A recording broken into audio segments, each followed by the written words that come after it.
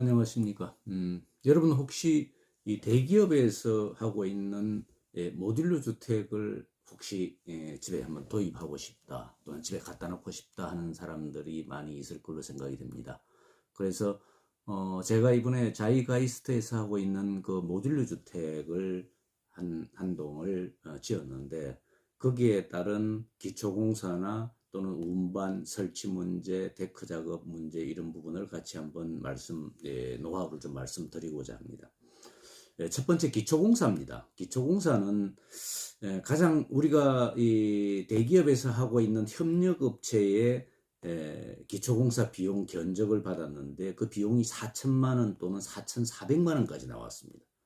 와, 이건 정말 이 배보다 배꼽이 더 큰 이런 상황이 생기게 되는데, 그래서 이 집값이 6천만 원인데 기초공사 비용이 4천만 원에서 4,400만 원이라고 한다면은 이 배보다 배꼽이 더 큰 상황이 초래가 될 걸로 예상이 되어 가지고 상당히 좀 당황스러웠습니다.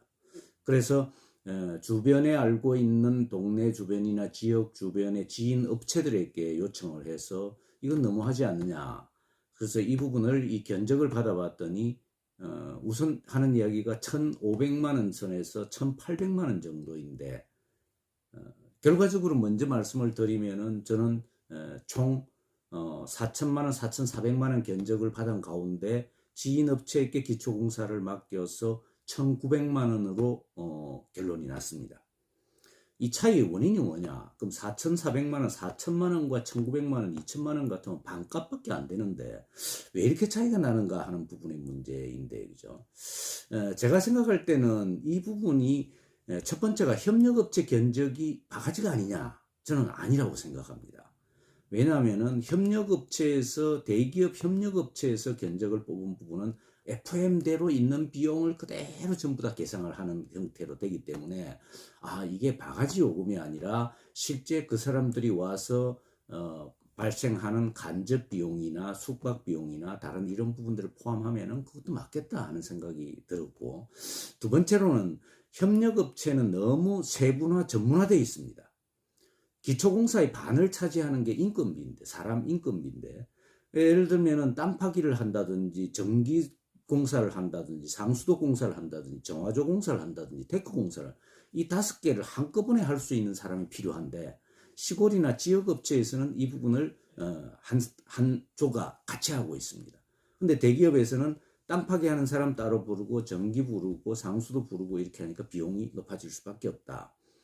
세 번째는 비용을 줄이기 위한 대기 시간을 줄인다는 겁니다. 예를 들면은 땅을 파서 정화조를 묻고 땅 파기를 하고 하는 이런 부분에서 포크레인을 부르는데 포크레인 하루 비용이 50만 원, 60만 원 갑니다.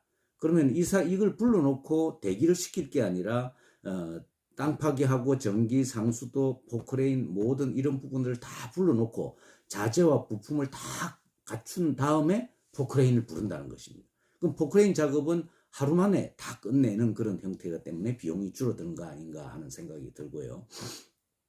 또 하나 비용 차이가 많이 나는 부분은 전기 인입입니다. 전기선을 끄집어내려고 하니까 협력업체 요청을 하니까 이 전기 인입이 어떻게 되냐면 전봇대를 집 안에다 다시 하나 세워서 그 부분에 비용이 한 500만 원 이상 추가가 되더라고요.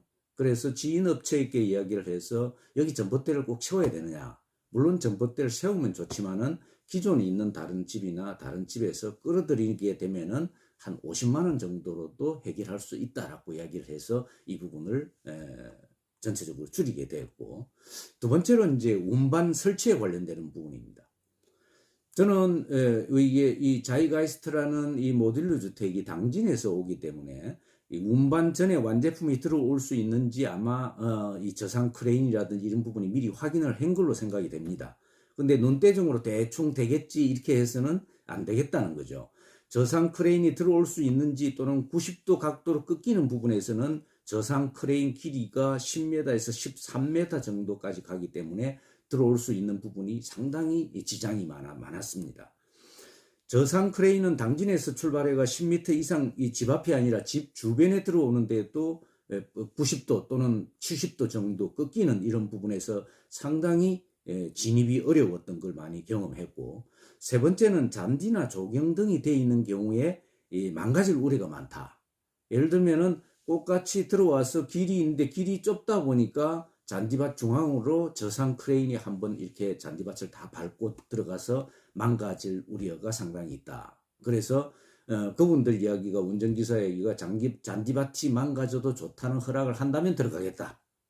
이렇게 되니까 그것도 상당히 문제다. 그래서 제 생각인데, 우선 완제품으로 완전하게 다 갖춘, 지붕까지 갖춘 완제품으로 운반하지 말고 부분품을 싣고 와서 현장 조립하는 것을 권하고 싶다는 겁니다. 그렇다면은 조금 비용, 차나 다른 부분들이 작은 차로도 저상 크레인, 큰 크레인이 아니라 작은 차로도 충분히 될 수 있지 않을까 하는 생각이 들고요. 그 다음에 이제 데크 작업과 정화조 묶기인데, 집이 9평 정도라면은 데크 면적도 9평 정도를 해야 이 데크 이용이 가능하다. 그러니까 집이 9평이고 집에서 생활하는 것보다는 데크에서 생활하는 부분이 많기 때문에 9평 집을 했지만은 결국은 20평 정도의 기초공사 콘크리트 작업을 해야 된다라는 거고, 두 번째, 그러면 데크의 질이 방부목 데크가 있고 합성목 데크가 있답니다. 근데 이 비용은 일반 방부목 데크는 데크보다도 합성목 데크가 비용이 2배 이상 비쌉니다. 2배 이상 비싸지만은 손이 적게 가고 썩지 않기 때문에 한번 해놓으면은 크게 지장이 없다라는 이야기로 합성목 데크를 권하고 있더라고요. 세 번째, 이제 정화조는 일반 정화조를 그냥 단독주택에다가 묻는 정화조는 30만 원이면 충분합니다. 근데 이제 문제는 추후에 농어촌 민박을 생각한다든지 펜션을 생각한다든지 이렇게 하면은 오수병합 정화조가 필요한데, 오수병합 정화조는 일반 정화조가 30만 원 수준이라면 이 자체는 180만 원에서 200만 원 수준이라는 거예요. 그러니까 앞으로 미래에 어떻게 활용할 것인가에 따라서 이 부분을 고려하는 게 좋지 않겠나 하는 생각이 들고, 앞으로 그렇다면 왜 9평짜리를 했느냐. 앞으로의 트렌드는 이제는 집을 크게 짓는 것이 아니라 9평에서 11평 정도. 예를 들면 추후에 삼성전자에도 타이니 하우스라고 해서 9평에서 11평 정도의 집을 짓고 있고, LG전자와 포스코 등에서도 이 모듈류 주택을 출시할 예정으로 되어 있습니다. 그렇다면은 이제는 세컨드 하우스나 제2의 전원주택이라든지 이런 개념이 큰 집보다는 작은 집에서 조금씩 넓혀가는 이런 형태가 모듈러 주택이 출시될 예정이기 때문에 그러한 트렌드도 도움이 되지 않을까 생각합니다.